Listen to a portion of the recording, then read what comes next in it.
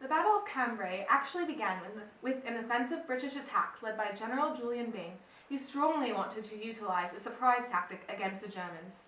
And this British force consisted of 9 infantry divisions, 5 cavalry divisions, and 3 tank brigades, which was revolutionary at the time. On November 20th, 1917, the British sprung their surprise attack, which occurred near Cambrai, France, hence the Battle of Cambrai. The British, with their powerful tanks and infantry, managed to overwhelm German defenses on that day. On this first day of battle, the Germans were incredibly overwhelmed by Great Britain's large infantry and use of tanks.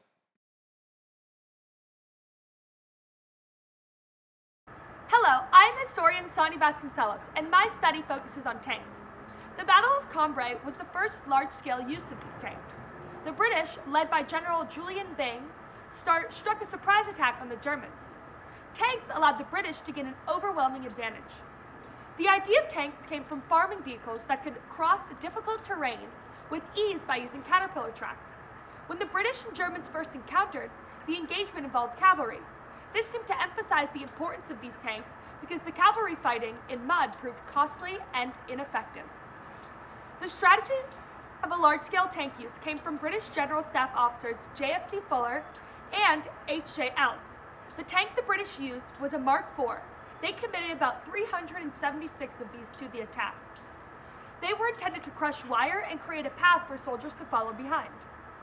What made this even more efficient plan was that the Cambrai offensive would be a complete surprise. At 6:20 a.m. on November 20th, the tanks began their advance.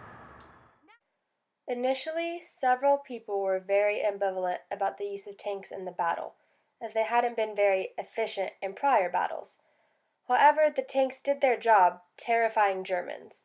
On the first day of the battle alone, the British made their way into about 5 miles of enemy lines, taking 10,000 soldiers prisoner.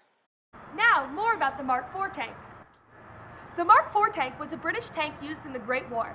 It was also later used by the German Army. It was introduced in 1917 and designed by Major Walter Gordon Wilson. It was first used in the Battle of Messines Ridge against the Germans in Belgium.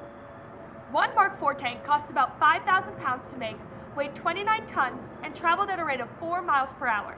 A total of 1,220 of these Mark IV tanks were built by the British Army. Because of their success in the Battle of Cambrai, these tanks began to be seen as a source of hope for the end of the war. However, the attack began to lose its steam and the war began to return to the pattern of stalemates. Only 10 days later, on November 30th, the Germans delivered a counterattack. Erich Ludendorff, the executive head of the German Third Supreme Command, ordered an immediate counterattack, only to discover that reserves could not be brought forward for a further 2 days. At one stage, he even contemplated a general withdrawal from the Cambrai front. Marwitz, the local commander, may have been stunned by the onset of the attack on November 20th. However, in pressing home wave after wave of German counterattacks, starting November 20th, he worked to recover all ground lost to the British. Some 20 divisions were deployed during the German counterattack, which deployed so-called Hutier infiltration tactics, named after the German commander who had first deployed them, Oskar von Hutier. Within a week, virtually all lost ground had been reclaimed. Because this counterattack was so effective, on December 3rd, General Haig gave orders for the British to withdraw all units near Cambrai. The initial spark of the battle was strong, but this spark quickly began to fade and the battle began to lag due to middle-ranking commanders.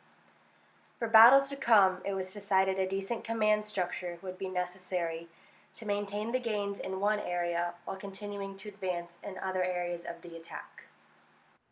The battle casualties were relatively high.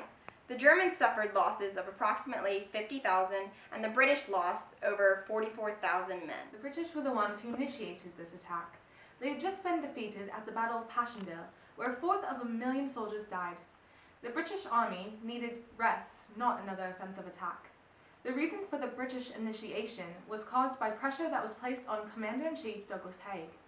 Prime Minister David Lloyd George publicly expressed his disappointment in Haig's futile attacks at the Battle of the Somme and Passchendaele.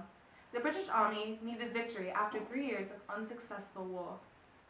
When fighting came to a close on December 4th, neither side claimed a strong victory in this battle.